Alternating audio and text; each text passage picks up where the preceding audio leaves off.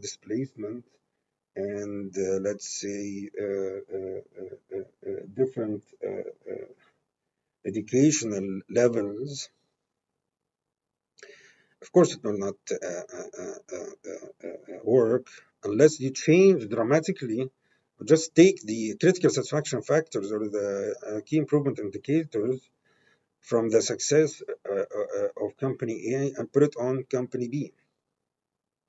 This is not generic. This is just a specific point of view. Okay. Yeah. So basically here we are talking about how the BSC methodology for performance evaluation calculations, weighting indicators and calculating the total. Now, of course, we have said that there is a life cycle and there is a lifetime. The life cycle represents the weighting. So I have this life cycle.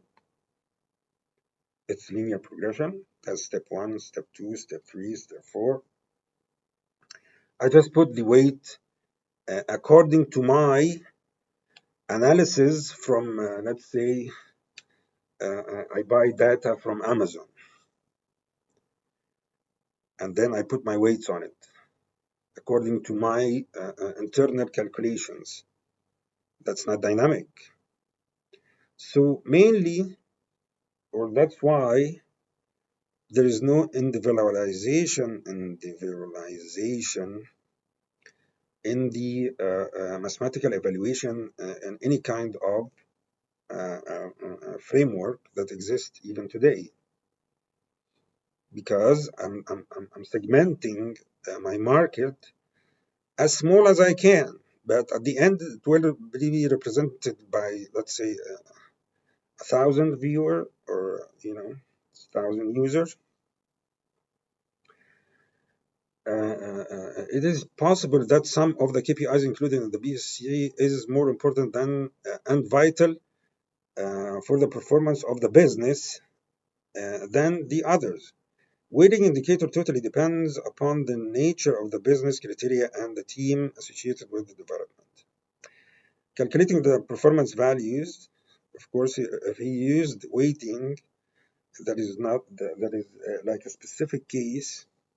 Business professionals lack the essential information about real-life metrics and information on how to build the actual scorecard, which supports weighting and scores, which allows calculating the performance values as follows.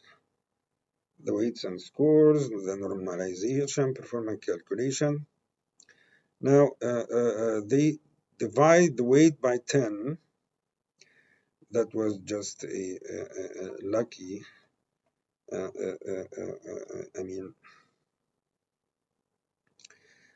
they have like this is mapping between the user satisfaction reasoning in real life as what is perfect and what is so let's say it starts from 1 to 10, but they don't have a specific understanding for the one in syntax and semantics. Of course, they have in syntax.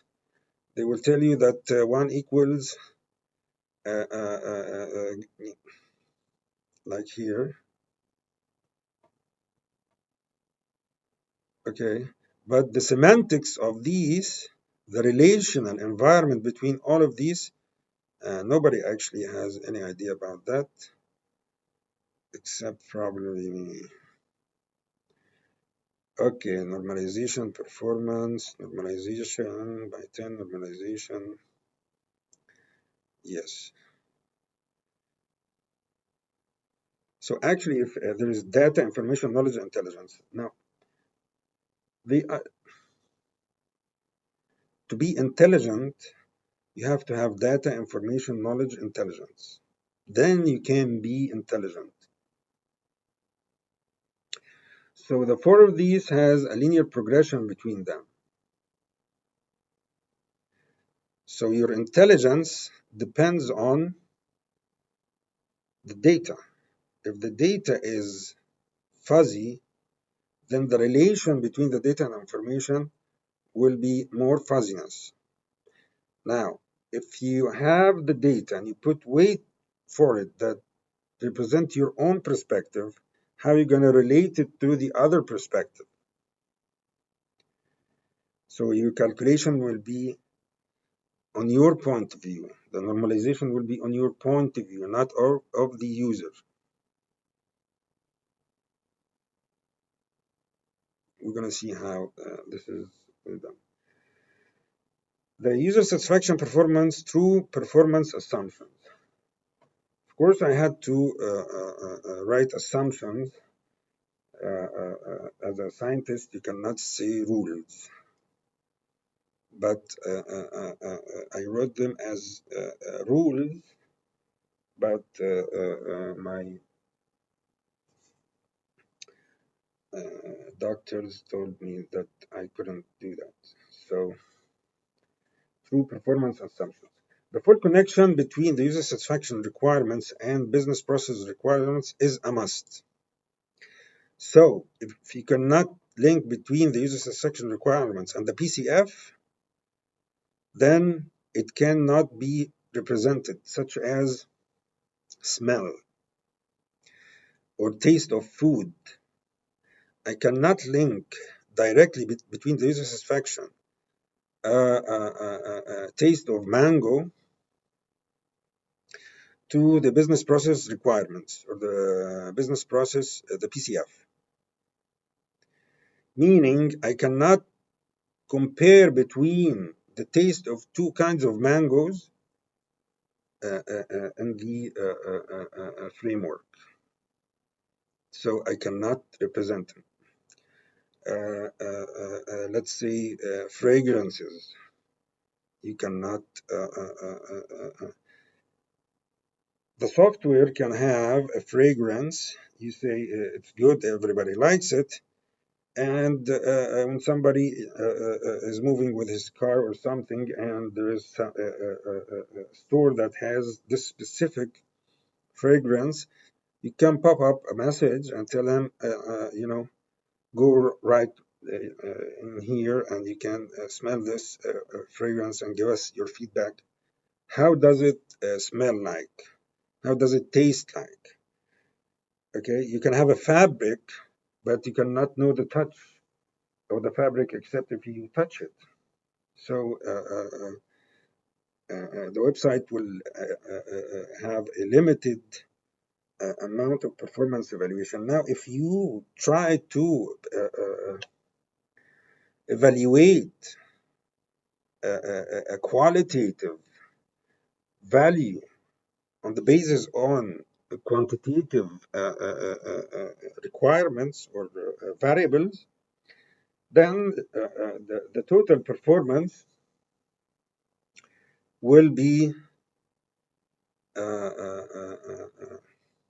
fuzzy. Will not be. See here, the normalized weight should have a weight and score, but since the business comes in and puts the weight as a performance evaluation, it's a syntax performance evaluation. So a full connection between the user satisfaction requirements and the business process requirements is a must.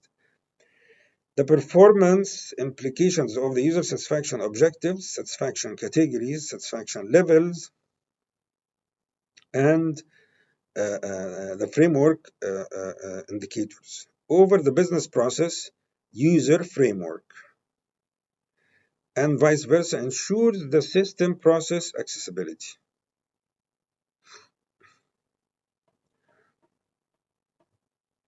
Okay, these parameters you're gonna have to go back to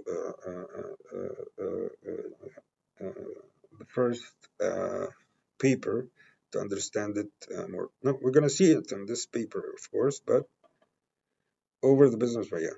Any given feedback must be given in as weight and score.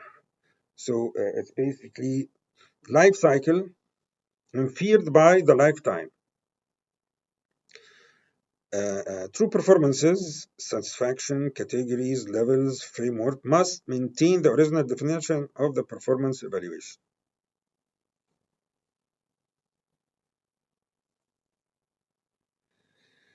For all perspectives,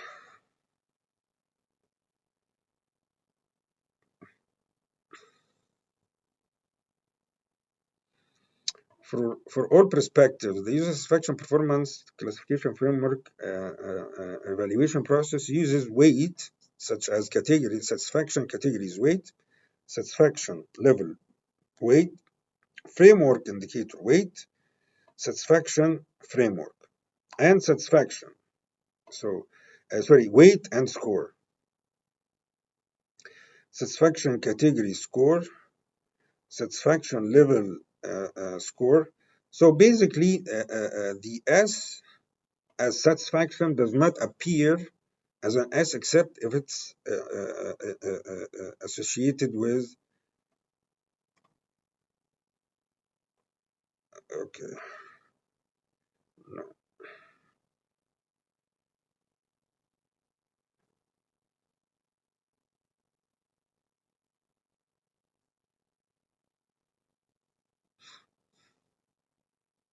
yes. The S on its own, it's always score.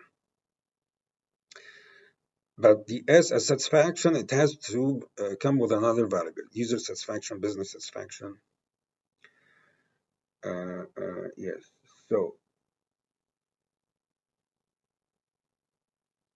satisfaction categories score, satisfaction level score, user indicator score, user framework feedbacks, where the normalized weight is the normalized weight and normalized score, NS is the normalized score.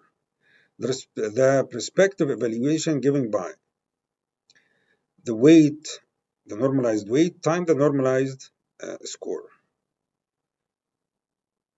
Perspective performance. Now we have a lot of perspectives. The process levels, PL, are presented in the form of the original performance evaluation. To calculate the performance levels must be presented as performance level weight, reasoning, and score, performance level score reasoning, to hold the methodology of true performance evaluation. Now, the word reasoning comes up again because let's say the user satisfaction or the categories satisfaction are basically related to the user, to his understanding, to his vision, features, quality, availability, cost, and when the product on the website will give you the framework weight and then give you the framework score, which is the satisfaction framework, and then you calculate from it the FIW. We're going to see it together. But in the performance levels, it's about product satisfaction. So product satisfaction, we have the 6 levels.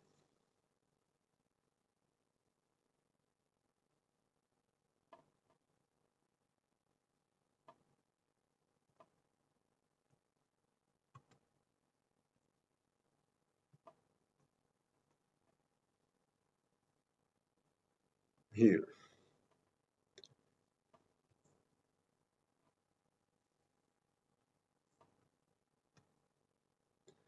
So